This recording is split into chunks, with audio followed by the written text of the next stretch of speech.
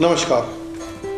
Health and happiness track के इस episode में आपका स्वागत है। इस एपिसोड में आज हम आपके साथ हृदय रोग में घी अथवा फैट का सेवन करने पर चर्चा करेंगे। हमारे भोजन में फैट का बहुत महत्वपूर्ण स्थान है। फैट हमारे शरीर के विटामिन ए, डी, ई तथा के को घोलकर पूरे शरीर तक पहुंचाता है। जैसा कि हम पहले आपसे चर्चा कर चुके हैं कि हमारे भोजन के 3 महत्वपूर्ण तत्व हैं। यदि हम विटामिन और मिनरल की बात ना करें तो जो हमारे मुख्य भोजन के पदार्थ हैं उनमें कार्बोहाइड्रेट, फैट तथा प्रोटीन होता है। कार्बोहाइड्रेट की हम चर्चा कर चुके हैं कि यह हमारे भोजन में 70% होना चाहिए।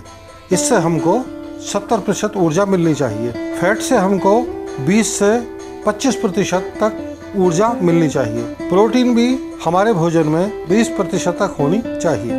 बाकी भोजन पदार्थों के बारे में हम अलग अलग आपसे चर्चा कर चुके हैं। हमको भोजन में वनस्पति से 2 प्रकार से फैट मिलता है। भोजन के कुछ पदार्थ जिनमें फैट पहले से ही विद्यमान होता है, जिसको कि इनविजिबल फैट कहा जाता है, अर्थात यह फैट छुपा होता है, दिखता नहीं है, लेकिन पदार्थ के अंदर, भोजन पदार्थ में मौजूद होता है। दूसरा फैट होता है जिसको विजिबल फैट कहते हैं, जो दिखता है। जैसे तेलों में दिखने वाला, घी तथा मक्खन में दिखने वाला फैट विजिबल फैट की श्रेणी में आता है। साधारणतया फैट को 2 भागों में बांटा गया है, जैसे सैचुरेटेड फैटी एसिड्स तथा दूसरा है अनसैचुरेटेड फैटी एसिड्स। यदि सैचुरेटेड फैटी एसिड्स की श्रेणी को हम देखें तो साधारणतः इसमें जानवरों से आने वाले फैट को रखा जाता है, जैसे गाय और भैंस के दूध तथा घी, पनीर, मक्खन इत्यादि। इसके अतिरिक्त वनस्पति घी भी सैचुरेटेड फैट में आता है, क्योंकि वनस्पति तेलों को हाइड्रोजिनेशन करके वनस्पति घी को बनाया जाता है। घी के अपने लाभ हैं, कुछ हानियां हैं। अतः अधिक घी का सेवन करने से मोटापा आता है, हृदय रोग के बढ़ने की भी संभावना हो जाती है। दूसरे प्रकार का फैट जिसकी हम चर्चा करते हैं वो होता है अनसैचुरेटेड फैटी एसिड। आपने साधारणतया सुना होगा मूफा, मोनो अनसैचुरेटेड फैटी एसिड्स, तथा पूफा, जिसे पॉली अनसैचुरेटेड फैटी एसिड कहा जाता है। जितने भी वनस्पति तेल हैं इनमें मूफा अर्थात मोनो एसिड तथा पॉली एसिड, इनकी मात्रा अधिक पाई जाती है। उपयोग की दृष्टि से यदि हम देखें तो अनसैचुरेटेड फैटी एसिड्स रक्त में अच्छे कोलेस्ट्रॉल की मात्रा को बढ़ाता है, जिसे HDL कहते हैं, तथा खराब कोलेस्ट्रॉल जिसको कि LDL कहते हैं, कम कर देता है।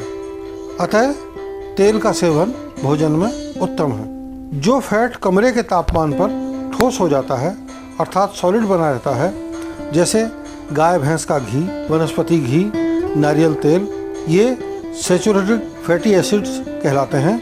तथा यदि वसा का अधिक सेवन करते हैं तो उससे मोटापा, हृदय रोग की संभावना बढ़ जाती है। जो व्यक्ति पहले से ही हृदय रोग से संबंधित होते हैं उनको गाय भैंस का घी तथा वनस्पति घी का सेवन नहीं करना चाहिए। भोजन में तेलों का प्रयोग अधिक करें, जैसे ऑलिव ऑयल, सरसों का तेल, सोयाबीन का तेल, सूरजमुखी का तेल इत्यादि। यदि कभी आवश्यक हो जाए तो घी के स्थान पर बटर का मुख्य रूप से प्रयोग किया जा सकता है, उत्तम रहेगा।